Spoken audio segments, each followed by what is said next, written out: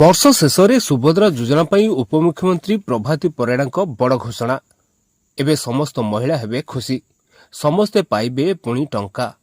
କେଉଁ ଦିନ ଏହି ଟଙ୍କା ଆକାଉଣ୍ଟକୁ ଆସୁଛି ସମ୍ପୂର୍ଣ୍ଣ ଜାଣିବା ଏହି ଭିଡ଼ିଓ ମାଧ୍ୟମରେ।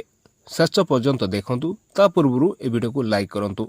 ସବସ୍କ୍ରାଇବ୍ କରିନଥିଲେ ସମସ୍ତେ ସବସ୍କ୍ରାଇବ୍ କରି ପାଖରେ ଥିବା ଅଲ୍ ନୋଟିଫିକେସନ୍ ଉପରେ କ୍ଲିକ୍ କରନ୍ତୁ।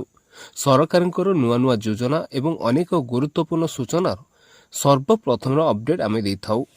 ତେବେ ଏବେ ଖବର ମିଳିଥିବା ସୂଚନା ଅନୁଯାୟୀ ସୁଭଦ୍ରା ଯୋଜନାକୁ ନେଇ ବଡ଼ ଅପଡେଟ୍ ଦେଇଛନ୍ତି ଉପମୁଖ୍ୟମନ୍ତ୍ରୀ ପ୍ରଭାତୀ ପରିଡ଼ା।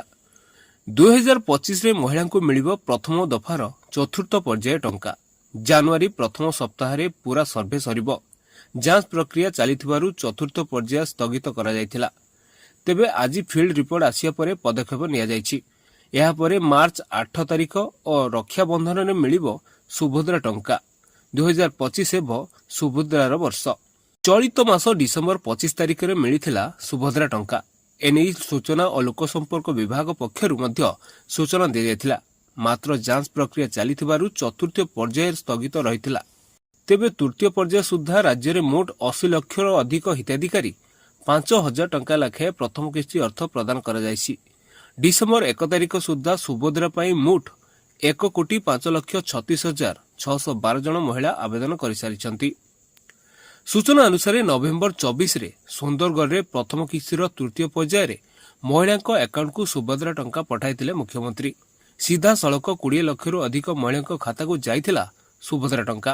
ଏହି ଅବସରରେ ପୂର୍ବ ସରକାରକୁ ଟାର୍ଗେଟ କରି କହିଥିଲେ, ଖାଲି ମିଶନ ଶକ୍ତି ଗଠନ କରି ପ୍ରଚାର କରୁଥିଲେ ପୂର୍ବ ସରକାର।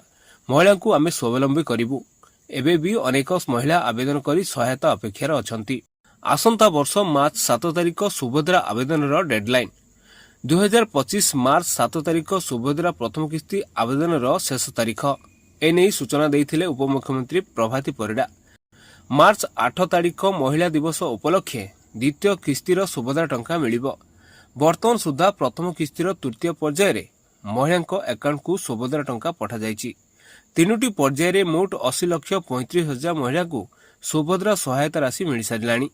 ଜାନୁଆରୀରେ ଚତୁର୍ଥ ପର୍ଯ୍ୟାୟରେ ଆଉ 20 ଲକ୍ଷ ମହିଳାଙ୍କୁ ସୁଭଦ୍ରା ଟଙ୍କା ଦେଇ କୋଟିଏ ହିତାଧିକାରୀଙ୍କୁ ସାମିଲ କରିବାକୁ ସରକାର ଲକ୍ଷ୍ୟ ରଖିଛନ୍ତି। ତେବେ ଆପଣ କେଉଁ ଜିଲ୍ଲାରୁ ଆମ ଭିଡ଼ିଓ ଦେଖୁଛନ୍ତି ନିହାତି କମେଣ୍ଟ କରନ୍ତୁ।